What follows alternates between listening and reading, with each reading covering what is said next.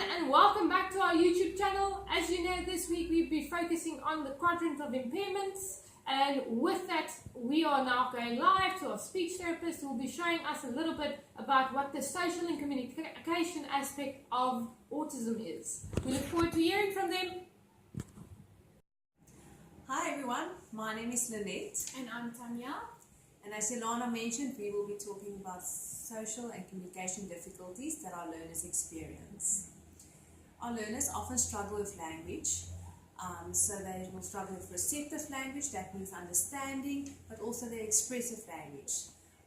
They might have a delay in language, so instead of saying, I'm going to the doctor tomorrow, they might use only single words and say, doctor, or tomorrow, doctor, even though they're at the age where we'd expect them to use sentences. We also have learners that are pre-verbal, or some people also call it non-verbal. That means they do not speak at all. Then we will use forms of AAC to augment and give them alternative means to communication. Tanya will speak more about that later on. Okay. Let me quickly just write down what we spoke about, pre-verbal skills.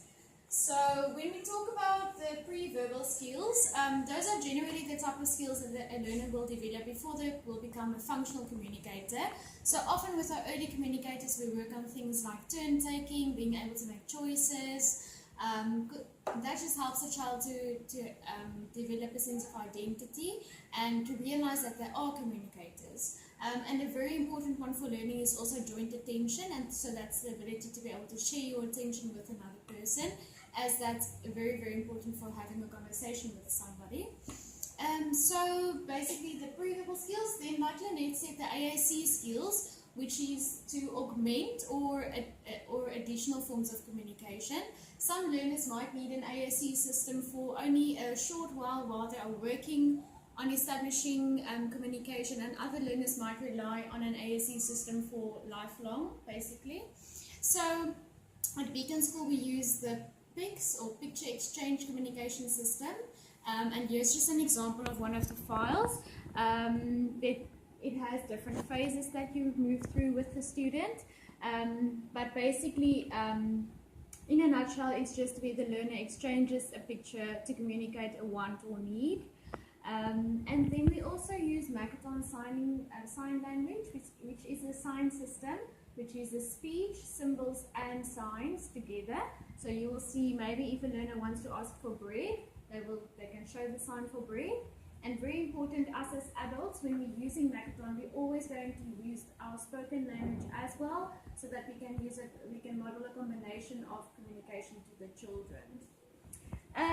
So that's basically the additional forms, and then So also when our learners communicate, we know that an important aspect is also the social skills that you need to have to communicate, to build relationships, and also know what is expected from you.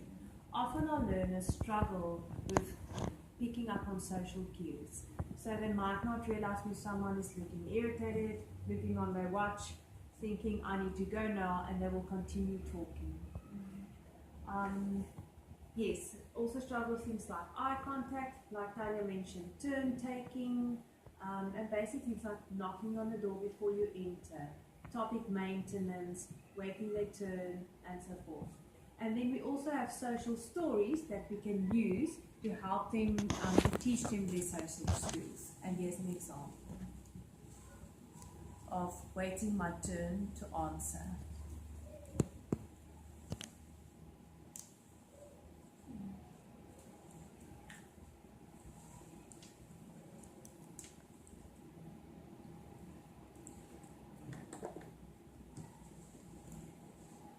So as we know that communication is integral for any human interaction basically, and so our main goal at Beacon is to help the child to establish a communication system that's functional and that's relevant for that child, and that helps them to interact and engage with their environment, whether that is using AAC forms, additional forms of communication, or spoken language. We always want to still provide the opportunity for them to use spoken language if possible.